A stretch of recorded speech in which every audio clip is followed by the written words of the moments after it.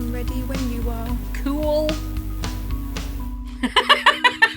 Hey everyone! Hey. Welcome back to Fingers Crossed. We're doing an episode specifically on Reddit because we had one kind of go viral. Yeah. So people seem to like really be receptive and keen to get thoughts and stuff. Do you mind if I kick off? Yeah, go for it. Okay, alright. So we scoured Reddit, got some I looked for controversial. Like you can filter by controversial and something that we could actually discuss and have opinions on and stuff, you know? Fair. Yeah, let's go for it. This is from r/marriage and it's why are women still expected to change their surname for marriage? Ooh, good question. Yeah.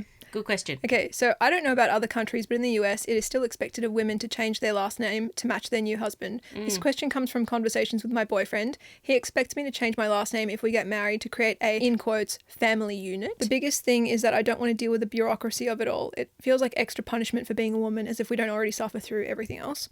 I genuinely don't understand what the big deal is. Women aren't owned by men anymore, so why do I have to uphold an outdated and demeaning tradition? Yeah, agreed. So give me your thoughts. Yeah, well, I mean, I've always been in the same boat as her that I don't understand why that women have to change their names. I mean, if you want to, fine, that's your choice. But I've always sort of thought, that's my history, that's my lineage, that's my name. And I sort of feel like as women specifically, it's almost empowering to keep your name. Because I know in other cultures that they sometimes blend the last names for kids. Yeah, they do. I know, I think it's Spain, they get both names. Yeah. From both parents. Which I think is great because it makes sense. It's sort of, they're coming from both sort of lineages. So it's for sure. But yeah, I've always been in the boat that I would like to keep my last name because I also like my last name. Yep. I know you have differing opinions. We'll get to that. Yeah, but I've loved my last name and I don't feel the need to give it up. And I also sort of feel sort of similar that it's I think once women do change their names, or if anyone changes their names, it does make things a little bit harder. What do you mean? In terms of if you're going to apply for a passport or something like that, you always have to have details of your previous names and have all that paperwork. It's a bit of bureaucracy. There is a bit of bureaucracy with that as well. And I sort of think if you're not 100% sold on having your name change, it would just be this little thing that resentment will build. That's true. So that's it's just true. Yeah, I mean, to each their own. If you want to change your last name, that's fine, but personally I wouldn't. Okay, fair enough. I just find that really interesting, especially given the relationship you have with your dad, and it's your dad's name, but you love it because it's your name. And I think now, in Australia my last name's not all too common. Though in saying that, I do have a lot of people saying, oh, do you know blah, blah, blah? And I was like, no. Which is real odd. Because there's not many of us, but yet somehow, I don't know how that worked. Yeah. But yeah, I don't know. It's it's my name. You know what I mean? It's it's mine. And I like it. But yeah, no, I have also thought about that too. Interesting. Okay. All right. Well, basically, it's funny because I am a huge feminist. Everyone who knows me knows that about me. I'm very anti-patriarchy and stuff. I'm for dismantling it, etc. I'm sorry, what? Since when? Since what? What? You? What? Are you not a trad wife? What's going on? What's going on? I don't know. I'm so confused. I know, right? But that being said, I think it comes down to your name and how you feel about it. Because I absolutely hate my last name. Yeah, you're not a fan. Yeah, and I don't use it. You've never been a fan. I've never been a fan, and I don't use it anywhere outside of work. No. Nowhere. I always use my middle name. Unless you have to, you don't. Yeah, a lot of my friends don't know my surname. Genuinely. No one knows it. Erica. No, they know my middle name because that's what I use. But that's what I mean. So I remember as a child learning that when you got married you changed your name, or that was tradition or whatever. And I thought that was actually one of the benefits of marriage to me. I was one of the free only. At last. Free at last. Yeah. So I would definitely take my husband's name for sure. The only time I wouldn't is if their name was harder than mine.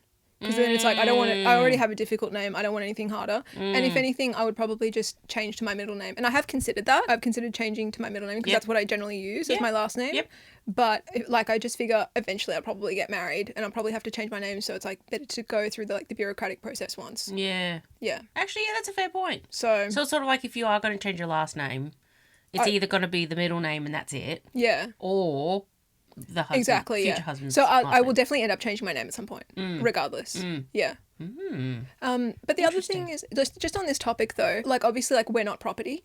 Yeah. And that's the whole thing. Like, it was about, like, claiming your property and Yes. stuff and becoming the property of another man. And Like, it was also about keeping the male lineage alive of as well. course. Yeah. Totally. And I understand, like, that women want to reject that. But I also think you need to think about, like, how you're rejecting things, why, and stuff like that. Because it's, like, ultimately, like, most of us, like, our name is our father's name. Yep. So it's, like, if you're keeping your maiden name, well, it's just you're the property of another man. Yeah. And So it's, like... no matter how far back you go, it's always going to be a man's name. Well, not necessarily. If you go back far enough, like, you might be able to get a matrilineal name or whatever. But maybe. It's possible. But I just mean, like, if you really want to dig deep, then go back, like, find a woman's name in your family lineage or whatever, you know. But, like, I don't know.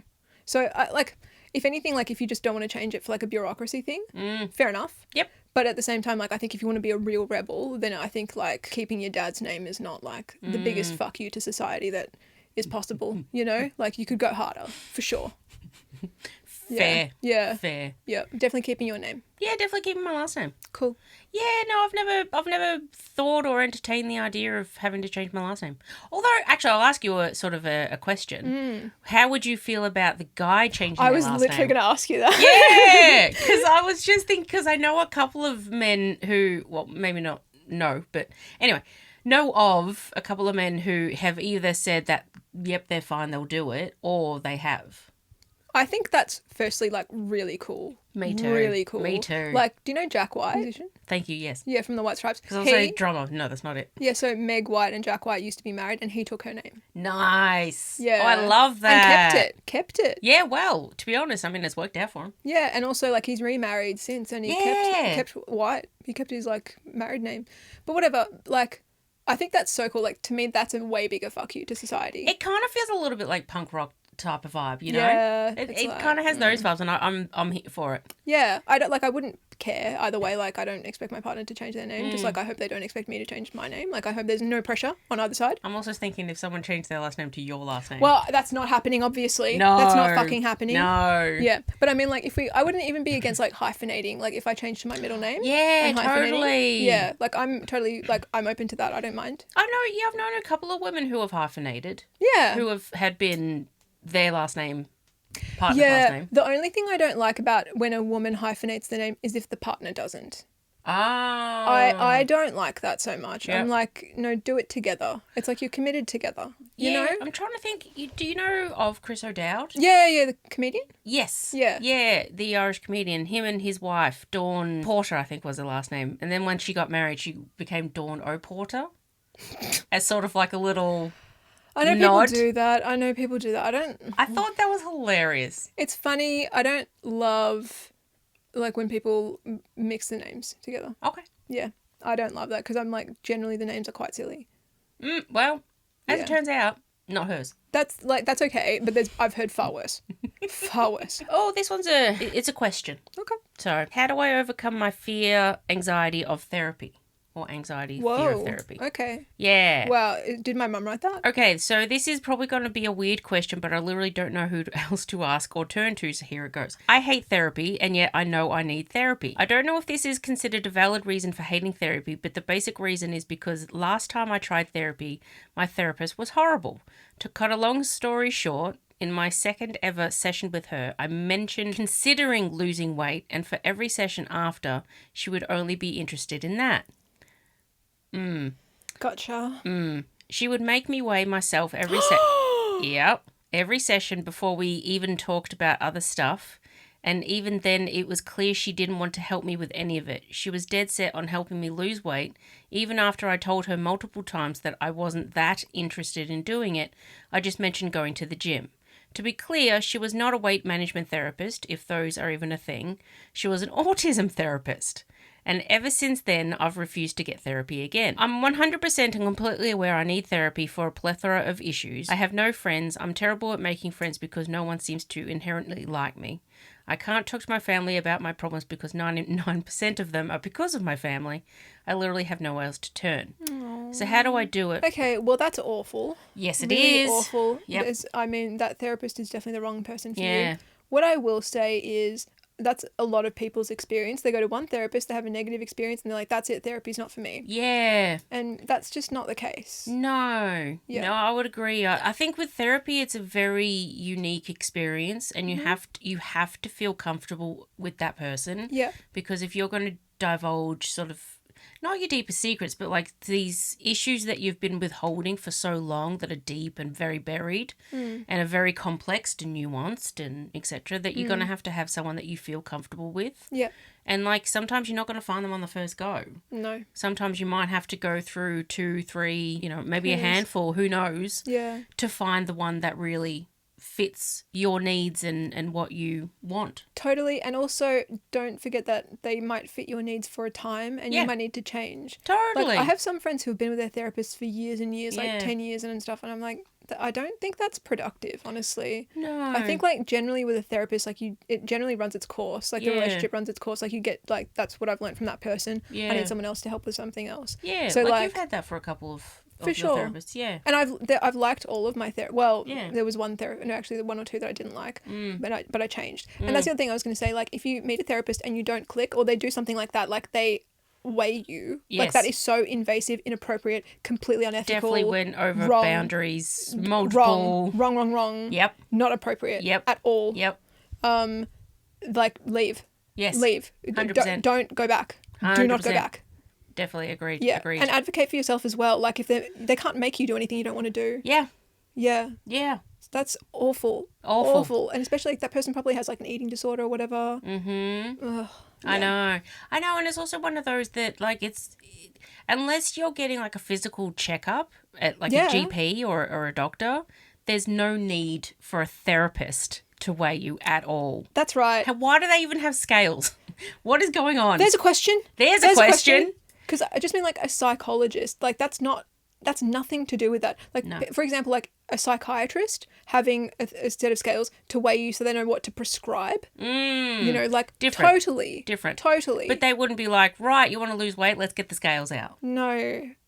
And like, for example, like if you were being treated for an eating disorder and they had to monitor your weight as well, that's different as well. Different, totally different. Yeah. I remember because I've been to the GP for eating disorder plan. Yeah. She's even been like, is it okay if I weigh you? Because obviously she knows and understands that can be a sort of a sensitive topic for a lot of people. Yeah. And so I really appreciated that she at least asked first. Yeah. She didn't just sort of go like, all right, off you go. Because it's so... Like, it was so bonkers. Like, I read that and I was just sort of like, that is so bonkers that a therapist... I don't even know. They're definitely not a good one because that's just... Are they registered? Who knows? Who knows? Check their license. But I definitely feel like for this particular person or for anyone, just keep trying until you find someone that you sort of resonate with. And the other thing is that different therapists use different techniques. Yes. I can't remember what they're called, but it's like they use different techniques. Like, for example, like CBT versus ACT versus schema therapy. Anyway, please, like, if you find yourself in that situation, like, please try to find someone else. I think also the way I found my therapist, because you told me about it, was that there's sort of like there's a website that you can go to. That's specifically in Australia. That's the Australian Psychological Association. Yes. Yeah, I'm just sort of wondering if there's anything for like America or the UK. So off the back of the last one that I brought up, partner, 38 female, doesn't want our newborn son to include my last name, 40-year-old male. Yep. We've been together for 12 years and have 2 kids together. Our daughter has both of our last names, non-hyphenated. She told me last week that she doesn't want our son to have my last name because of our current situation, which I've later discovered is because we aren't married. Okay. She's basically threatened to, if they're not going to get married, that she's going to change the kids' names to just her name. Anyway. That's concerning. And I wouldn't think that'd be allowed because you'd have to have... I mean, you can do anything. Oh, okay. Can't you? I don't know. I've never tried to change my last name. They're not, or my kids' last names. They're not married. Well, actually, I don't know when it comes to kids because I guess like you need the consent of both parties potentially. Depends what they are, I suppose. Yeah, I guess anyway, so. Not sure, but anyway, what are your thoughts? I mean, in that situation or just about having parents and children? Okay, well, let's talk about this situation and then let's talk about parents having, or kids having their parents' names. In that situation specifically, there seems to be a lot of red flags. You know? I agree. I think they've been together for 12 years. They've got 2 kids. They possibly didn't discuss it beforehand. I think he just seemed to make the assumption that they were going to have his last name. Yeah, or at least both their names. Or at least both their names. Mm-hmm. But yeah, it is a little bit concerning that the first one has both of their names, but then the second one only has hers. Or will only have hers. Will only have her, so I presume that means that she's still pregnant. Yeah. So that's a little bit concerning. And What do you mean? Just in that they clearly haven't really discussed it, or she's changed her mind without telling him. So it's you know, I think if they've discussed it and they've said, you know, yes, we'll have both last names for like the first one, and then possibly he just assumed for the second one. Yeah. But it seems like she's changed her mind and hasn't necessarily told him that. So that's a little bit concerning. I mean, obviously I don't have children and don't intend to, so that's not a question that I can really sort of answer that part. But it still sort of feel like discuss that early. If you've assumed that the kids will have your last name, but she's obviously got different ideas, maybe work through that beforehand, you know? Yeah, so I think the situation is that basically she's frustrated that they're not married. That's something that she's wanted. They've been together for 12 years, and now she's basically trying to use whatever leverage she can to make the situation as uncomfortable as possible a very to force good marriage. Point. And I think that's exactly what it is. Yeah. Yeah. I don't think it has anything to do with the names, because I'm sure she'd be more than happy to have just the father's name, maybe even, if they were married. I would assume that would mean that she's probably concerned that if they didn't have both last names, then and they're not married, that maybe if he left or something like that. Yeah, it could be a safety concern, sure, or a logistical one, possibly, you know, because like that is the thing that happens, like fathers abandon their children. Unfortunately, there are statistics around that. Yes. However, in this situation, it just seems like a manipulation tactic, and also like definitely red flag, but it's also like, if that's something that you want, this is not the way to go about it. And also 12 years in, like, you've tolerated this for 12 years. Yeah, you know? And you're having a second child. That's right. You already had one child. Yeah. Like, this is the kind of conversation I would have in the first year of the relationship. Yeah. Yeah. Yeah. To at least figure out, like, is this something that you're wanting or not? Because then that way you can just null and void. All right, pass ways. I think also, like, maybe people change their minds. Totally. You know, like, she might have changed her mind. Like, maybe she wasn't that fussed on marriage when she was younger, and now, you know, 10 years or 12 years have passed, and she's like, no, I actually really, really want that. But have a discussion about that. Don't try to force someone's hand into marrying you. And I think definitely don't have a second child before that as well. Yeah, for sure. You know? But at the same time, okay, so then that leads me to the second point, which is, like, which name should the children have? I think that the default should be the mother's name. Oh. I don't think it should be the father's name. I think that's just patriarchal BS. Firstly, as I said, like, child abandonment rates amongst fathers is, like, infinitely higher than mothers. So for the safety and, like, the logistical concerns of the children, it's safer for them to be associated with their mother. And also the fact that, like, the mother carries the child for 9 months and, like, has irreparable changes and damage done to her body and everything. Like, it's a huge... Having a child is a massive, massive undertaking and sacrifice. And a lot of women don't know about it, and once they find out about it, don't want to have children or don't want to do it again. Because they're like, this is like a one-time only thing or a never thing. It's intense and insane. For you, it's a never thing. It's a never. Yeah. A never. I knew very early on, and the more, like, the older I get, the more I talk with women who have gone through it or people who have gone through it. No. Yeah, and I think that's why one of the reasons why the birth rates are dropping is that people are becoming more educated and informed and finding out about, like, what's actually involved in pregnancy and child rearing, and are like, that's not for me. Yeah, I think that amongst other issues for sure, but a million other things, but, like, keeping people in the dark has been one of the things that has kept us going for so long. Yes. You know? I think also the way that we do it in the West specifically, like, it's not necessarily the way it possibly should be done. I think we've discussed it before, but, like, it should feel a bit more, I guess, less painful, more like a pleasurable experience. Oh, you're talking like childbirth, like natural childbirth. Natural childbirth. Oh, yeah, there's people who say that it should be like our bodies are designed to enjoy childbirth and stuff, and that we should be like squatting and stuff like that, and there's like hormones that should be released and stuff, like oxytocin, that's what stimulates contractions, and that's actually like a pleasure hormone. Yeah. So there's like a whole lot of, I don't know, there's a lot more to it. Yes.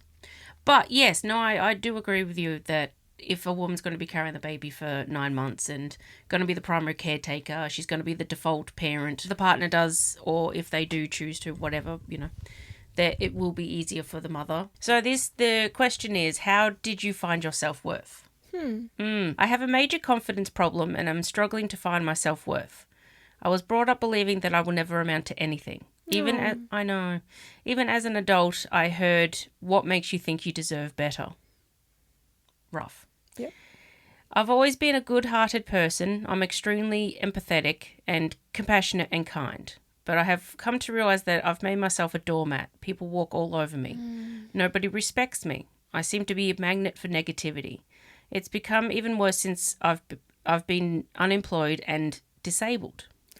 Yep. I feel like I bring nothing to the table and I'm completely worthless. I have to rely on someone else just to stay alive. I'm desperately trying to come up with a solution so I can earn an income and at least contribute. I think it will help my confidence greatly, but it's a major challenge that I've not been successful with to date, and it's been years. Question for you all, how did you find your self-worth and confidence? That is a really, really challenging question. Yep. When I read that, it took me a good couple of hours to sort of process it, to think about it, to even come up with an answer. And to be honest, I don't know if I necessarily did. For me specifically, because I can only talk about my situation, but I didn't have a lot of self-confidence either, and my self-worth wasn't all that great. And so I was sort of thinking like, now it's completely different. I have a lot of self-confidence and I feel I'm like really worthy, but it's taken a long time, a lot of therapy and a lot of like questioning my own thoughts and really thinking like, why do I believe this? And then anytime one of those thoughts come up, really like, pick at it and just be like, well, why? And really delve into it. Interrogate it. Yeah.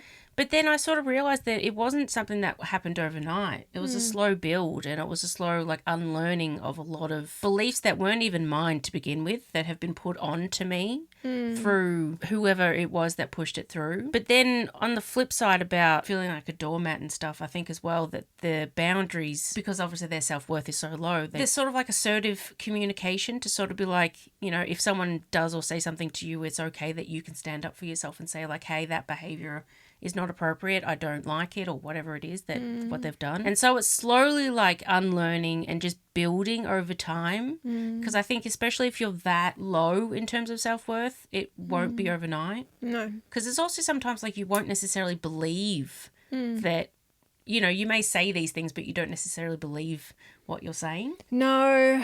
You have to kind of gaslight yourself a little bit. A little bit, yeah. But what are your thoughts? Okay, so I'm someone, I've always been quite high self-worth. Yeah, you never had a problem with that. Not really. No.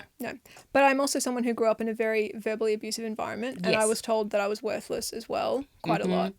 I guess the thing is that I gained perspective through meeting other people and realising like I fundamentally disagreed. I didn't respect the person who gave me their opinion of me, and they were assessing me. And I'm someone, I guess I'm like very objective generally. I'm a very like neutral person. I kind of assess things from an objective lens, from like bird's eye view. And I was like, well, you're someone who like doesn't meet my standards. And what I think a good person is, you don't make the grade, and these other people who do have a different opinion to you. Oh, that's a really good way to do it, yeah. Like, it wasn't conscious, but it's like, that's why I was like, why am I listening to what you think of me when I don't even respect you? Yes. Whilst these other people who I do respect have a high opinion of me. Yes. And that's what I've just like, the more people you meet, the more you come across, the more feedback you receive. Yes. And overwhelmingly over my life, like, people have given me positive feedback. People have received me well. People like me. And stuff like that. So it's like... Yeah, I've had similar, actually. Yeah. So it's like, you can... like, that person's opinions, it becomes like... I don't know, it disappears into the void a little bit, because it's just like, well, that's one voice out of thousands. And I've had so many other people tell me otherwise. Not even like necessarily complimenting you, but just receiving you positively. Yeah. So it's like, for all of this person's negativity, well, I have all of this positivity to counteract that. So it's like, you're the odd one out. Yes. Yeah. Yeah, it's sort of like if I have 99.9% of people being really supportive, positive, whatever the words are. Yeah. And then have this one person, it's sort of like they counteract whatever negative experience you have with people who don't receive you as well. Yeah, I think what's really hard in this situation is that this person is so isolated. Yes. And doesn't have a good network or Yeah. community around them or Yeah. anyone, like a support network. Yeah, and obviously we don't know where they're from, so. No, we don't. But at the same time, some of their language that they were describing, like being unemployed and being worthless, that sounds to me like you're very from like a very capitalistic country. And I'm like, I'm guessing America. Because that's the thing, like just they're tying their self-worth to their ability to make money. Yeah. I'm like, that's really poor. And that's actually one of the reasons why I have high self-worth is because I'm a socialist. Is that I don't think people's worth is tied to their ability to generate money. capital. Yeah. Yeah. I totally agree. I think humans have innate worth. I don't think anyone is worth less or more than any other human being. No. Try and connect with other people because that's the thing. Like, we're here to be with other people. Yes. That's our goal. Yeah. Connect with animals, connect with nature. The problem is, like, the more isolated you are, the lower your self-worth will be. You need to connect with people. The fact of the matter is, like, with that feedback that you got that you're worthless, etc., etc., interrogate it to the very end, to the bitter end, because there's no human on earth who has no worth. I also sort of feel sometimes when people are saying that you're not worthy, it's usually because of generational trauma that's been passed on to them as well. So it's like really look into that as well. Like, were they abused as well? Because then you can sort of link and go like, oh, okay, they're not even talking about me necessarily. They're talking about themselves and what they heard. Yeah. And so they're just repeating what they think. Yeah. Obviously, every case is different, but It's just regurgitated. yeah, basically. Yeah. It's from r/marriage. If you told your spouse to stop watching porn, but they kept watching it anyway while hiding it, what would you do? I haven't had romantic feelings for my husband for the past 2 years. Part of it has to do with his porn issue. So I told him last month that I'm tired of it. I told him that if he continues to watch porn, it will count as infidelity for me. It's been 13 years of putting up with this. I gave him an out and said that if he can't honour that, to be honest with me, just leave. He said he would honour it. Turns out he hid the Reddit app on his phone and he continues following and watching it. Do I just accept this as something men do? I feel betrayed and hurt, but part of me feels like I'm being overly dramatic. Obviously, we don't know much detail about it, but it does sound like it's verging. Sounds like it's a little bit more of an addiction than anything else. It is. I didn't want to use that word because I have to censor it, so that's why I said issue. Sure. Yeah, it's an issue. He has an issue with corn. He definitely has a real issue with corn. There you go. Yeah, and I think that's definitely something that should be sorted. Yep. Because I would assume otherwise there seems to be a healthy relationship. She didn't seem to mention. She said, I haven't had romantic feelings for my husband for the past 2 years. That's also concerning. I think that... it seems like a healthy relationship otherwise, yeah. I forgot about that part. Yeah. Yeah, no, I think there's definitely a few issues. If you clearly don't have romantic feelings for this person that you're married to, you know, let's try to figure out why. If it is the corn issue, that seems to be, I don't know, it seems to be two separate things. I don't know, it seems to be deeper than just a corn issue, because if you've lost sort of attraction to your partner. So I'm going to unpack this in parts. Okay. Firstly, she said that she hasn't had romantic feelings for her husband for 2 years. And my only response to that is, life is so short. Yeah. Why would you remain married to someone that you lost feelings for 2 years ago? You've wasted 2 years of your life. And especially if you don't want to fix it, get it back. I don't know the right word. Well, she's like, I don't know, threatening him and stuff. Yeah. I don't know. So I guess like my whole thing with this is that, like, I'll get into corn in a second, but I think if someone has any kind of issue, anything that they need to change about themselves in order to sustain the relationship, cornering them and giving them an ultimatum is never going to get anything done. All they're going to do is hide it. That's it. Like, if they can hide it, they'll continue it. It has to be a decision they make for themselves. You can communicate your feelings and ask them, but if they don't want to do it, that's it. And it's up to you to set a boundary. Like, if this doesn't change, then I want to leave. I want a divorce. It's up to you to hold that. You know, if that's a deal breaker for you, then you hold that boundary. Yeah, it's a deal breaker. Yeah. In this particular situation, like, I'm going to be really open. We've talked about corn a couple of weeks ago, actually. Sure. I'm someone, I openly hate corn. Yes. Yeah, like, I'm very anti it.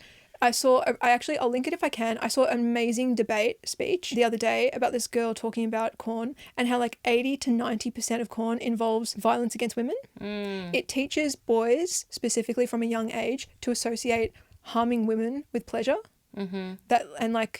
It's just so toxic. Oh, and also the other thing about corn, because it is so violent, is that it's like one of the fundamental pillars of our word culture. At the same time, I would never sit my partner down and be like, if you do this, you're cheating on me, and we're done.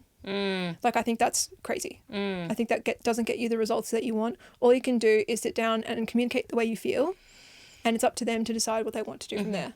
That's it. To me, this is not a deal breaker just because it's so normalized and so common. Like, it's not something that I would ever... I wouldn't not see someone if they watch porn. Whatever. I guess like it depends on how much like this person has an issue with it. Yes. If it's like, but also like if they have an issue that causes all kinds of issues, like it can cause like physical issues like ED and stuff. Like it can affect you in lots of ways. It can affect like, also like if they have a porn issue, it's like, do they see women as people? Because the whole point is that women are being objectified in there. Like they're treated like they have one purpose. So I would question lots of things, but I would just sit down and communicate my feelings like, hey, I don't really like this. And here's all the reasons why. And I think it's something that like over the course of your relationship, if they were really committed to you and understood the harms that come with this, they would cut back. It's like if they were a smoker and you communicated your feelings, you know, like, hey, like even if they're not smoking around you, it's like, these are all the harms that come with it. I would prefer if you didn't smoke. But I'm not going to sit down and be like, if you don't stop smoking, I'm out. Every time you pick up a cigarette, you're cheating on me. Yeah. Yeah. Yeah, because I'm sort of thinking with a dependency. It's a dependency. There you go. That's a better word. Yep. Oh, actually, I was talking to someone the other day about substance issues, that lines are blurred. The example that they gave was that stealing a car, for example. Yes. When we don't have substance issues, we know we wouldn't. Yes. We would never do that. That's something that's a line. Right. But when you have substance issues and you need money, you need resources, you need something, stealing a car, whatever. Stealing from a store, whatever. The lines are blurred. The lines are gone. Oh, I see what you mean. Yes. As in, like, it's harder to keep your, like, ethics. Yeah. I guess, like, if you have this dependency, like, you'll, like, violate everything. Yes, because you need to have that high. You need to have that hit. You need to have that. Interesting. Yeah. So you think in this scenario, like, this guy hid his issue, like he hid this dependency because it's like he's so dependent on it that he can't give it up. Yes. Yeah. Yeah, so I'm sort of thinking his lines have blurred, obviously. His lines have gone, that, you know, even if his partner does say to him, hey, don't do it, he's like, well, but I need to have my hit. Even if, like, he commits to it, he broke. Yeah. He relapsed. Yeah. And like that, you know, that happens, and it's a issue, a dependency for a reason, and, you know, I feel like he definitely will need to get more help than... That's it. Just having the partner say, you know, the ultimatum. That totally. And that's the other thing. Like, it may be something that requires help. Like, it may be something that he needs help with. Like, it's not something that he can just, like, give up cold turkey and it's fine and done. Yeah, it's like he's... Yeah. I don't know, maybe she's sort of taken it that it's a bit more personal attack on her, but really, if it is as serious as, you know, she finds it. That's true. Then maybe he needs to get help. One of the things I was going to say was, what I really don't like about this framing is that she's basically saying that, like, the relationship is bad because of him. That's his fault. That he does this thing, and that's why, like, I'm not attracted to him. I don't have feelings for him because he does this thing. It's him. And I think there's no self-awareness or self-reflection in this piece. And the thing is, like, a relationship is a two-way street. It's with someone else. It's something that you build together. Intimacy specifically, I think, like, if you had a good sex life, like if you had good intimacy in your relationship, why would they be going to porn? Like, they would really have to have, like, a really, really, really bad dependency to use it. Because if you're having a healthy sex life, like, it's active, like, if you're having sex every day, why are they going to porn? Why are they watching porn? You know what I mean? Or if they do need to have a thought, they can think about the last time, or... Yeah, exactly. You know, other times that you've had a great experience. Yeah. So that's what I mean. So it's, like, blaming him for the lack of intimacy in the relationship. But it's, like, what have you contributed? And that's what, like, I find that with women specifically, it's really funny in our society. It's like sex is, like, the man's job. Yeah. It's like, it's his job, and it's like, no, it's everyone's. Like, if you want it, you're involved in the process. Yeah. I mean, I guess that goes into a deeper topic about women and sexuality as well. I suppose so, and also how, like, women are objectified in sexuality. It's yes. like, we are a sexual object. It's like, here I am to be used as a sex object. Yes. Yeah. Use me. Yes, and I don't have any pleasure. No. I don't get to enjoy this experience at all. Well, it's kind of assumed that women will experience pleasure off their partner, experiencing pleasure from using them. That's sort of, like, what we're trained for. Which isn't always the case. You know, so it's like, you're not saying that we're getting pleasure. It's like they're thinking that, like, you, like, for example, like, most women don't experience orgasms from penetrative sex. You know, but it's like, that's the default in our society. Yeah, you just assume that P and V works. Yep. And a no is received, and... That's right. Everyone is happy. Yay! Everyone is happy. Yeah. That's a good way to put it. Yeah. So, you know? I do. Yeah. I do. And it's like, you have to take responsibility for your own pleasure. Yeah, and relationships are a two-way street, so it's sort of... Yeah. You know, sometimes someone might give a little bit more than the other, but it's always going to have to come back to being reciprocal. AITA for stepping back from caring for my disabled parent because it's destroying my mental health. Oh. Yeah. Gotcha. Heavy? Yeah. Yeah, that's heavy. Yep, cool.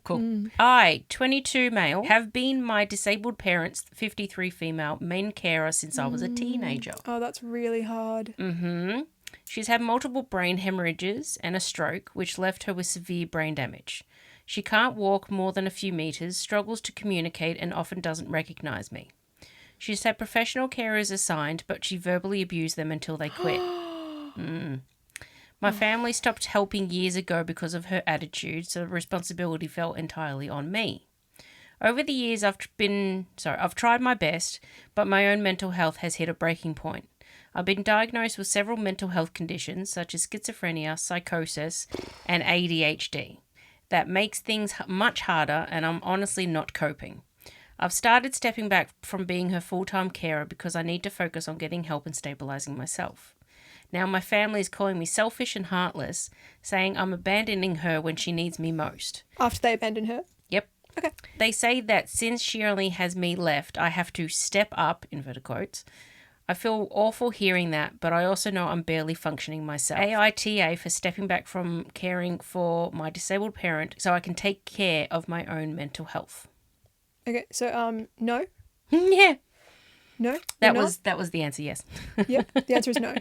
The answer is no. Yeah. And done. Cool, done. Yeah, I think this person, especially like with their diagnoses, that's the kind of thing like people take their own lives. Yes. So it's not a matter of even questioning your character. This is like survival at this point. Yes. So ridiculous and like disgusting that you're being insulted by family members. Yes. Who haven't cared for that particular family member. Yeah, like just like why are you listening to their opinions? Yet again, like whoever gives their opinion of you, you need to question like, you know, what's the source? Question the source, assess them. It's like, is this a person worth respecting? Yep. Because, like, no. So whatever they say is garbage. That's it. Yeah.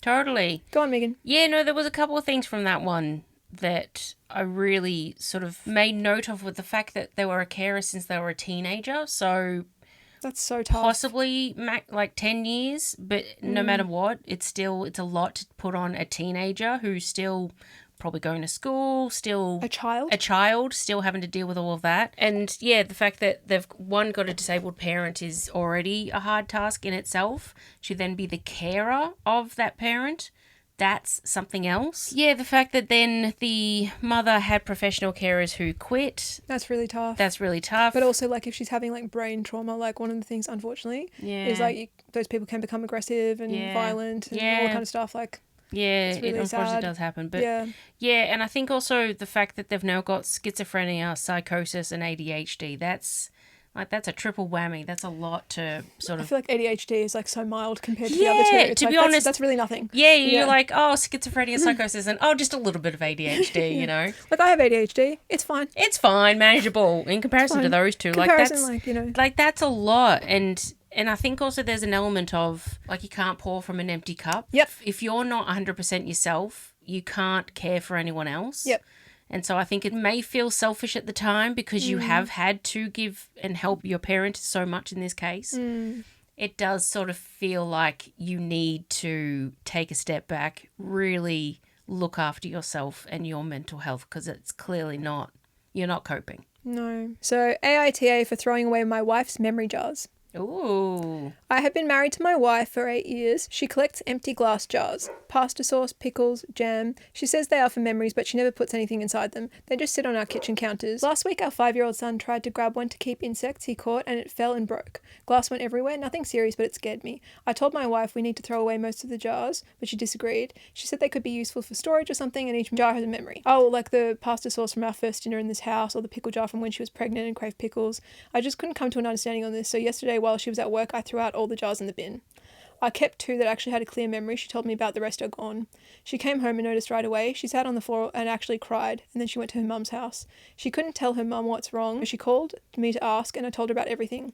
Her mum didn't take any sides and thinks we could have found a way to come to an agreement in the middle. So AITA for throwing away her memory jars. Do I need to apologise and let her keep more in the future? Does this need therapy? The only thing I was thinking was that it seems a little bit like bordering like a hoarder issue. Yeah, potentially. You know, because I sort of, what I've heard with hoarders, that everything, even if it's rubbish, there's an emotional attachment to it, so they don't want to get rid of it. For sure. Obviously, there's some that, like the pasta from the first night and the pickles, I can understand, but then she's also not using it either. Yep. So I'm sort of like, with these jars, you could find ways to use them. Yeah. For whatever it is. But yeah, I don't know. I don't necessarily think throwing them away was bad, but I think probably the way he went about it wasn't great. Okay. Because he clearly knew that there was a very emotional tie to it.